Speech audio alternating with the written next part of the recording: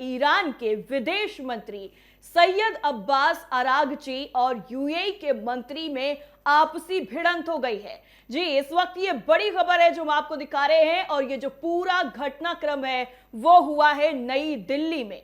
दरअसल नई दिल्ली में आयोजित ब्रिक्स देशों के विदेश मंत्रियों की बैठक के दौरान यूएई पर अपने देश के खिलाफ सैन्य अभियानों में सीधे शामिल होने का आरोप लगाया गया और इससे एक दिन पहले ही इजराइल ने यह दावा किया था कि प्रधानमंत्री बेंजामिन नेतन्याहू ने ईरान से युद्ध के बीच में यूएई का गोपनीय दौरा किया था। हालांकि यूएई ने इजराइल के दावे को सिरे से खारिज कर दिया है। जब यह सब कुछ हो रहा था तो ईरान के विदेश मंत्री नई दिल्ली में मौजूद थे।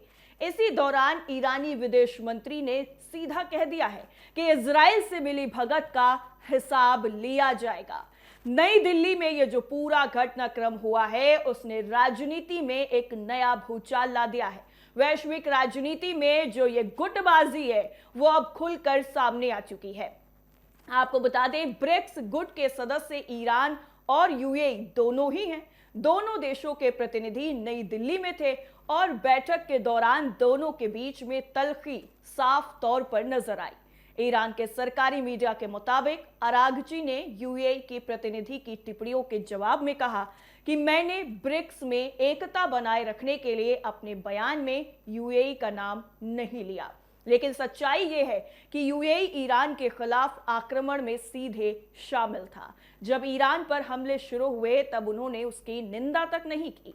दरअसल भारत में ईरानी दूतावास के आधिकारिक एक्स अकाउंट से पूरे वाक्य की जानकारी भी दी गई है।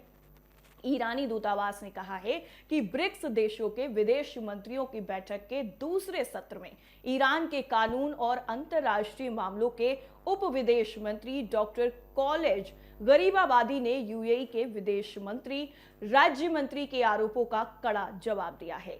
इसके साथ ही उन्होंने आरोप लगाया कि ईरान ने यूएई पर हमला किया था। ईरान का यूएई पर सीधा ये जो पलटवार है वो नजर आ रहा है और यहाँ पर ईरान यूएई के बीच में जो रिश्ते हैं वो कहीं ना कहीं अब ज्यादा तल्ख होते जा रहे हैं।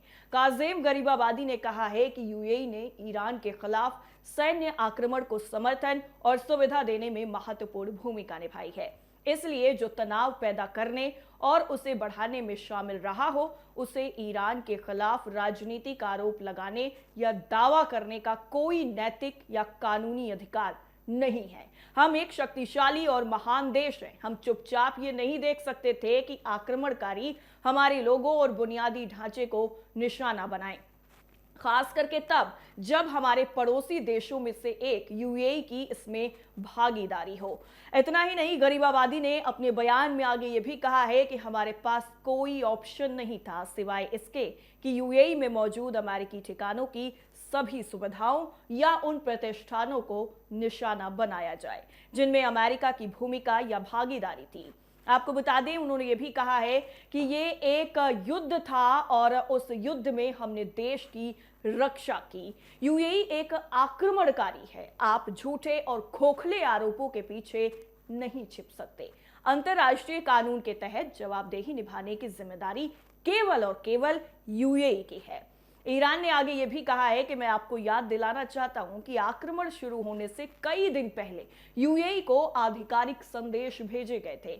हमने चेतावनी दी थी कि अगर आक्रमणकारियों की मदद की और अपनी जमीन उपलब्ध कराई तो ईरान के पास आत्मरक्षा के अधिकार का उपयोग करते हुए उन सुविधाओं को निशाना बनाने के अलावा और कोई दूसरा विकल्प नहीं होगा। अब आप झूठे दावों और जमीनी हकीकत से अलग कहानियों के पीछे नहीं छिप सकते। आप आक्रमणकारी हैं, इसलिए ईरान पर आक्रमण का आरोप नहीं लगा सकते। हमने यूएई से उड़ान भरने वाले हर फाइटर जेट का रिकॉर्ड तैयार किया है जिसमें सटीक समय, तारीख और रूट शामिल हैं। आपको बता दें कि 28 फरवरी को अमेरिका और इजराइल ने ईरान पर हमले शुरू किए थे और तब से कई हफ्तों तक ये जंग लगातार चल रही है। इजराइल और अमेरिका के हमले के जवाब में ईरान ने खाड़ी देशों में अमेरिकी सैन्य अड्डों और अन्य ठिकानों पर मिसाइल और ड्रोन से हमले भी किए थे। कुछ रिपोर्ट्स के मुताबिक इस पूरे मामले में ये कहा गया कि यूएई ने अप्रैल की शुरुआत में ईरान के खिलाफ सैन्य अभियान चलाए थे। पश्चिमी और ईरानी अधिकारियों के मुताबिक सऊदी अरब ने भी ईरान के खिलाफ कई ऐसे हमले किए हैं जिन्हें सार्वजनिक नहीं किया गया, कथित तौर पर। इसके साथ ही साथ ईरानी मीडिया की अगर हम माने तो ईरानी मीडिया ने यह भी संदेह जताया कि भारत में आयोजित ब्रिक्स विदेश मंत्रियों की बैठक के प्रतिभागी यानी सदस्य ईरान और यूएई के बीच में मतभेदों के कारण कोई साझा बयान जारी करना मुश्किल है। ईरान के उप विदेश मंत्री काजेम गरीबाबादी के हवाले से यह कहा गया है कि यूएई की मौजूदगी की वजह से स्थिति काफी ज्यादा जटिल हो गई है। इजराइल के दावे से भी ईरान जो है वो पूरी तरह से असहज नजर आ रहा है। दरअसल इजराइल ने अपने प्रधानमंत्री के यूएई के कथित गोपनीय दौरे का दावा किया तो ईरान और भी ज्यादा आक्रामक हो गया। ईरान ने का कहना है कि वो पहले से ही कहता था कि इजराइल के साथ मिली भगत है। पूरे मामले में यूएई साफ तौर पर असहज नजर आया और उसने इजराइल के दावों को खारिज कर दिया। मध्य पूर्व मामलों के विशेषज्ञ और अमेरिकी की जॉन हॉपकिंस यूनिवर्सिटी में प्रोफेसर वली नस ने इजराइल के दावों पर सीधा सीधा अपनी जो राय है वो रखी है। उन्होंने कहा है कि सवाल यह है कि जब यूएई स्पष्ट रूप से इस यात्रा को स्वीकार नहीं करना चाहता तो इजराइल ने सार्वजनिक क्यों किया। रिश्ते को दिखाने से इजराइल को फायदा हो सकता है, लेकिन क्या ये यूएई को मुश्किल में डालने की कीमत पर नहीं होगा।